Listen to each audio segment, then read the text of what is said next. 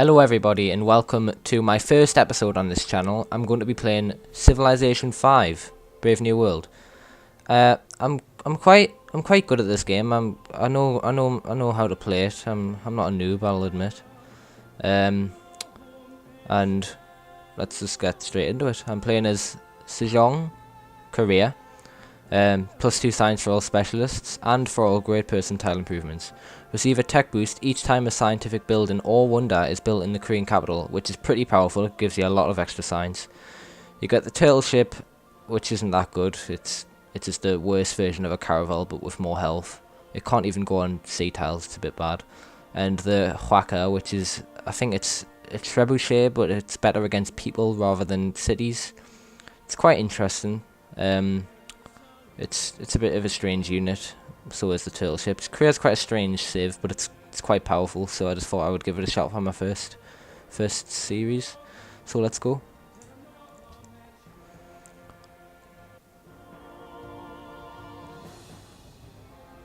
Greetings to you, exalted King Sejong the Great, servant to the people and protector of the Choson dynasty. Your glorious vision of prosperity and overwhelming benevolence towards the common man made you the most beloved of all Korean kings. From the earliest days of your reign, the efforts you took to provide a fair and just society for all was surpassed only by the technological advances spurred onwards by your unquenched thirst for knowledge. Guided by your wisdom, the scholars of the Jade Hall developed Korea's first written language, Hangul, bringing the light of literature and science to the masses after centuries of literary darkness. Honorable Sejong, once more the people look to you for guidance. Will you rise to the occasion, bringing harmony and understanding to the people? Can you once again advance your kingdom's standing to such wondrous heights? Can you build a civilization that stands the test of time? Right, so Korea. Yeah, we've got quite an interesting starting zone. Some incense over here and some wheat. Wheat is very good. It's improved by a granary to give you 1 extra food, which is very, very good. Means a lot of city growth. I'll just explore a little bit with the warrior. We don't want to get too far away because the barbarians might start causing havoc, which you do not want. I'm going to start off with a monument, which is always good, because that means that I can quickly get some culture coming in to advance on my policies, which you always want, because that means that you can improve in science and culture and pretty much just make all of your cities better. So I'm playing on a standard size map on Pangaea, which is basically just a giant landmass, just so that we don't have to bother too much about with boats, because they can be pretty annoying, to be honest. I don't really like sea travel that much. It's just a bit annoying and it takes a while. I prefer just walking around. Although we are on the coast, which can be advantageous, because obviously it means we'll get sea resources such as fish. Unfortunately, no luxuries. There is another island over there by the looks of it. That'll probably just be another part of the landmass. We'll do also have some ivory, which is good. Some good happiness from these, and gold. I'm on a river, which means we can build a few extra buildings later on. So basically all I'm doing now is waiting for my monument to build and pottery to research. I'm not gonna rush straight for the Great Library, but I do really want to make sure that I get it, playing as such a strong science civilization. I'm sort of hoping to get the science victory, because I don't know, it's what my civ's good for really, and since it's only this is only my first series, I don't want to be aiming for something too big like culture with Korea, but let's just see how it goes. So I wanna build probably I don't know, a granary, because we want to get some good food coming in for growth, get the city bigger, which will give us more production and science. Hopefully the city will start growing soon with the monument. Be able to get my first policy soon as well.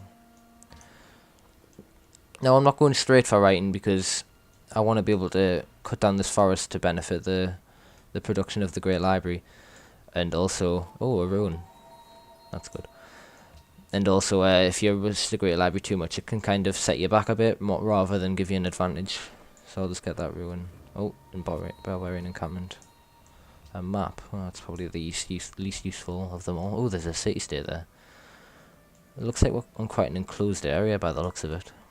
So, right. So, normally I always start off with tradition, because it gives you 3 extra culture, and it increases the rate of border expansion, which is always good. And when you finish it, it will grant plus 15% growth, which is good, because it means food comes in faster, which means more food. And a free aqueduct in your first 4 cities, which is amazing. Aqueducts pass on food after person is born, I think, which means that you get even more food kept on, which means more growth. Also, it allows you to build the hanging gardens, which is another amazing food wonder. Gives you 6 food. So now we're just I think I'll leave those barbarians alone for now. They're not doing us any. Oh, another ruin. They're not doing us any harm. So I just hope this granary will hurry up. Now what I want to do after this, I want to probably go for writing now. There's not much else I can do with my land other than research, writing and start building the Great Library, because unfortunately we haven't spawned in a great production area. Oh, another policy so soon. Now this is a good one. Plus 15% production when building wonders, which is amazing. That means we'll be able to build the Great Library even faster than normal, which is good.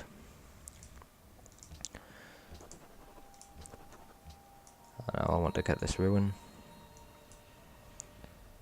Oh, citizen, that's good.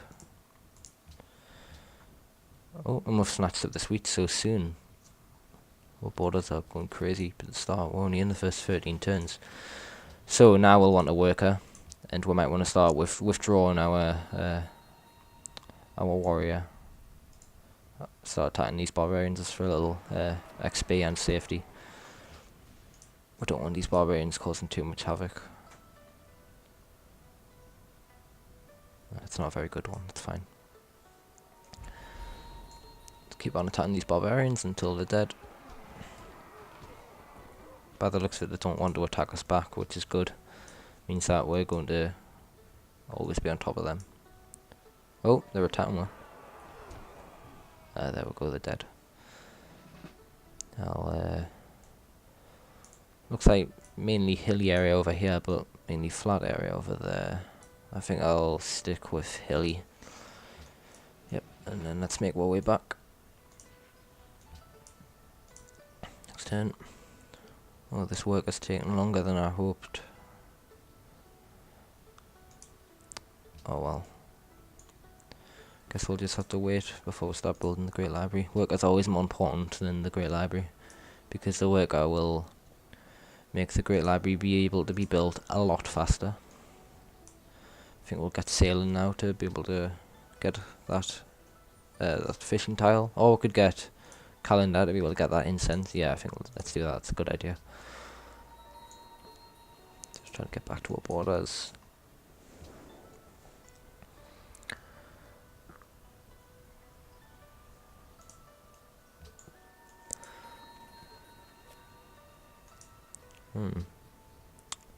Come on. I want to start building this Great Library as soon as possible. Oh, another policy. Yes, that's a good one. That allows us to station our unit inside the city without unit maintenance, which is amazing because unit maintenance can be so expensive sometimes. 19. There we go. Now, let's start building this Great Library. 13 turns, that's what I'm talking about. Let's get a farm up. just keep the workers close to the city, close to the workers, but not too far away. Like, we don't want them too far from the city, but want them get them far away enough from the city to be able to actually be useful. So, and this should be safe. Yeah, I mean, barbarians can't really come out of nowhere here because of the mountains. I think we'll go for a sailor now. Yeah, it's a good idea. The workers are fully healed, which means we can put the warriors on top of the workers, which means that barbarians cannot steal the workers. They'll only be able to attack the warriors, which is good. Oh, that stone's just outside of workable capacity, because you can only work 3 tiles outside of your city. So, for example, only these 3 tiles will be able to work, not this 4th tile. It's quite annoying, but I suppose it makes sense. We'll cut down this forest to help with the production of the Great Library.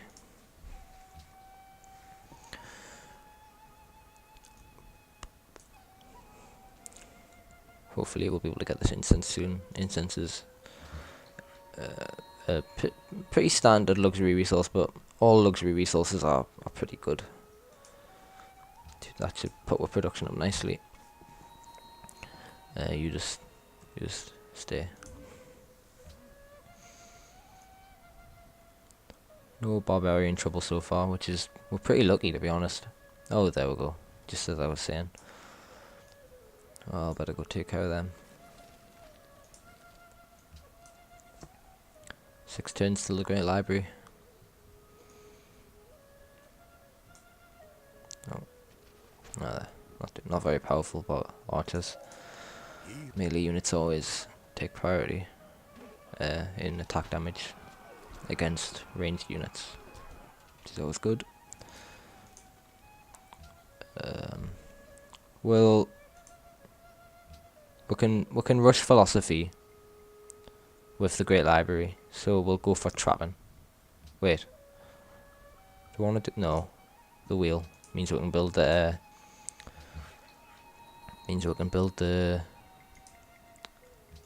I can't think, the water wheel, which increases production.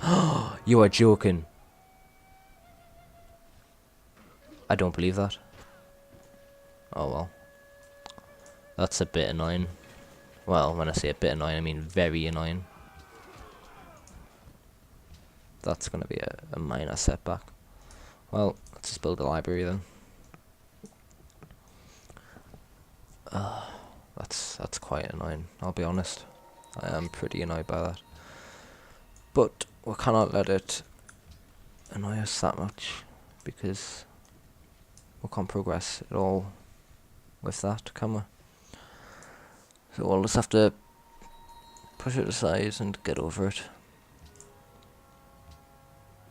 We'll be able to make a recovery, I'm sure. I'm sure of it, don't worry. Have faith. It's a good one when we research drama and poetry. Move on to that incense. Get some happiness and gold. Horses are good. +1 production. When you work them with a pasture.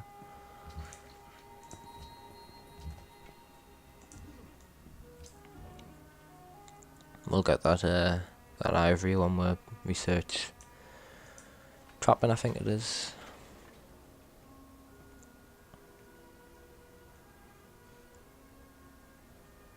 Stonehenge is good, but it's not really important at the minute. 10% growth. It's good, but is it worth 10% growth for 123 production cost? 12 turns. It's not really worth it. We could probably benefit more from building a shrine. Just getting 1 favour turn, gradually getting up to a pantheon, and then hopefully a religion eventually. Wisdom and virtue are like the 2 wheels of a car. Yep, there we go. That's good. What's next on the agenda? Trapping. That's what I want. allows you to build camps for this ivory. And that'll be the end of the first episode of Civilization 5 Brave New World, playing as the Korea Civ.